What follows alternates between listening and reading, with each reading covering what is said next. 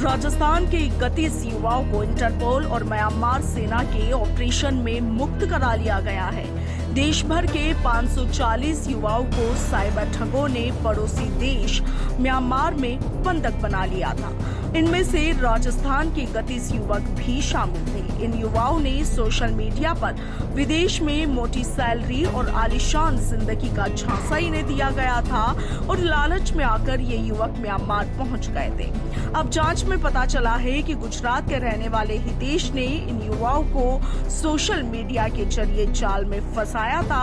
अपराधी इन युवाओं को पहले थाईलैंड और उसके बाद म्यांमार ले गए, जहां पर उन्हें बंधक बना लिया गया। बंधक बनाने के बाद बदमाशों ने उनके पासपोर्ट और मोबाइल फोन छीन लिए और इसके बाद बंदूक की नोक पर उन्हें साइबर ठगी करने को मजबूर किया गया। उन्हें 1 महीने में 87 लाख रुपए की ठगी का टारगेट दिया गया था। युवकों को पहले फर्जी कॉल और ठगी के मैसेज भेजने की ट्रेनिंग दी गई और उनके जरिए भारत, अमेरिका और यूरोप में बैठे लोगों को ऑनलाइन ठगा जाता था। राजस्थान में ऑपरेशन लीड करने वाले राजस्थान पुलिस के cyber crime SP Shantanu Kumar ने रिपीट इस पूरे मामले को लेकर पंजाब केसरी ने राजस्थान में ऑपरेशन लीड करने वाले राजस्थान पुलिस के cyber crime SP Shantanu Kumar से फोन लाइन पर बातचीत की है। इस पूरे मामले को लेकर उन्होंने क्या कुछ कहा, किस तरीके से इस कार्रवाई को अंजाम दिया गया, सुनिए उन्हीं की जुबानी। सर, एक बड़ी कार्रवाई को अंजाम दिया गया है जयपुर में साइबर ठगों के खिलाफ। किस तरीके से ये पूरी कार्रवाई की गई, किस तरीके से इन लोगों को ट्रैक किया गया, इसके बारे में थोड़ा बताएं।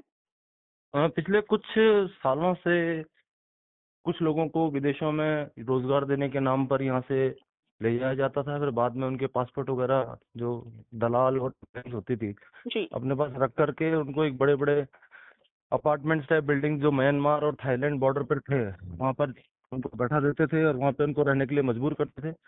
बाद में उनके ही कंट्री के जो लोगों को करवा करके उनसे साइबर ठगी करवाते थे। जी।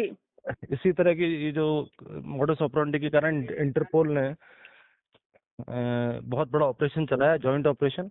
जी। उस जॉइंट ऑपरेशन के अंदर जो थाईलैंड और म्यांमार बॉर्डर पर इस तरह के बहुत बड़े बड़े साइबर ठगी के जो अड्डे थे उनको ध्वस्त किया और वहां पर कई देशों के जो नागरिक थे जिनको उन्होंने बंधक बना रखा था उनको उन्होंने आजाद कराया। जी सर। उस अभियान के दरमियान करीबन 540 इंडियंस जो थे वो वहाँ पे पाए गए, जिनको अलग अलग राज्यों के थे, वो उत्तर प्रदेश, कर्नाटक, सभी राज्यों के थे लगभग।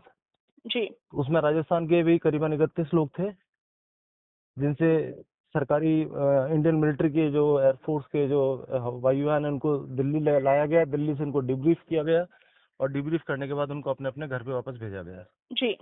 जी, लेकिन सर आप देखिए किस तरह के अपराध लगातार बढ़ते जा रहे हैं। आए दिन साइबर ठगी जैसे अपराध प्रदेश में, राजस्थान में नहीं बल्कि देश भर में हो रहे हैं। इन पर कैसे लगाम लगाई जा सकती है और जागरूकता कैसे लोगों में फैलाई जाए? हाँ, साइबर अपराध के प्रति जो अभियान है वो 2 तरीके से हो सकता है। एक तो लोगों को जागरूक बनाना ताकि वो आसानी से लोभ और लालच में आकर के साइबर ठगी के शिकार न बने। दूसरा, जो साइबर ठगी कर रहे हैं, जो अपराध कर रहे हैं, उनको पकड़ने के लिए। तो अभी हमने, आपको ध्यान होगा तो जनवरी में हमने साइबर शील्ड करके एक अभियान चलाया था, बहुत सफल रहा था। जी। उसमें हमने उसमें कई और बिंदु थे, जिसमें एक बिंदु तो ये था जो इस तरह का जो अपराध कर रहे हैं उन लोगों के मोबाइल नंबर्स वगैरह को डिटेक्ट करके उनको खिलाफ कार्रवाई करके मोबाइल नंबर वगैरह को ब्लॉक कराना। उसके अलावा जो अपराधी हैं उनको चिन्हित करके उनको गिरफ्तार करना। और एक उसका सबसे महत्वपूर्ण बिंदु था कि लोगों को जागरूक करना। तो हमने स्कूलों में, कॉलेजेस में और कई एनजीओ के माध्यम से कई जगह व्यापार मंडलों को जाकर के टच किया और करीबन 12.5 लाख के आसपास लोगों को हमने 1 महीने में ही जागरूक किया। इसी के साथ माननीय प्रधानमंत्री महोदय ने मन की बातों में भी डिजिटल अरेस्ट और साइबर ठगी के बारे में काफी लोगों को जानकारी दी थी।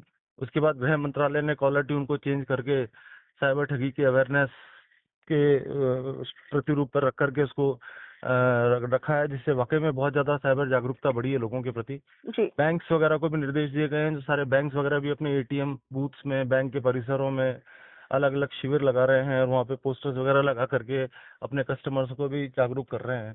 तो इस तरह से सारी जो एजेंसी जितनी भी हैं वो सारी लगी हुई हैं कि इसी अभियान में लगी हुई हैं कि किसी भी तरह से 2025 में समस्त भारतीयों को साइबर ठगी के खतरे के प्रति जागरूक कराया जाए। जी उसी अभियान के तहत जो है वो अभी ये वर्तमान का जो जितना भी पुलिस का जो कार्यक्रम है वो चल रहा है, वो जागरूकता बढ़ाने और अपराधियों को पकड़ने के जी दोनों आयामों पर काम कर रहा है। जी, लेकिन सर ये अभी जो कार्रवाई की गई उसके बाद में लोगों में कहीं न कहीं असंतोष भी आमजन में नज़र आ रहा है।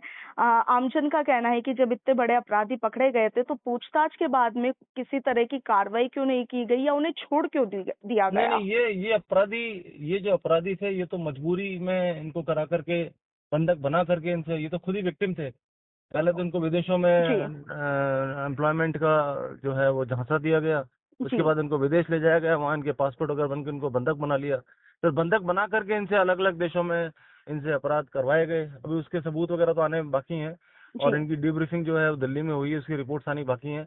लेकिन जैसे राजस्थान की 31 दिन के बारे में मैंने पूरे राजस्थान से रिकॉर्ड इकट्ठा कर लिया है और इनके खिलाफ कोई भी मुकदमा दर्ज नहीं है और ये बिल्कुल यहाँ पे नौकरी के हिसाब से ही गए थे विदेश में और इनके खिलाफ कोई इस तरह का कोई मुकदमा यहाँ पे दर्ज नहीं है। तो ये तो खुद हम मान रहे हैं कि ये खुद ही विक्टिम है ये तो।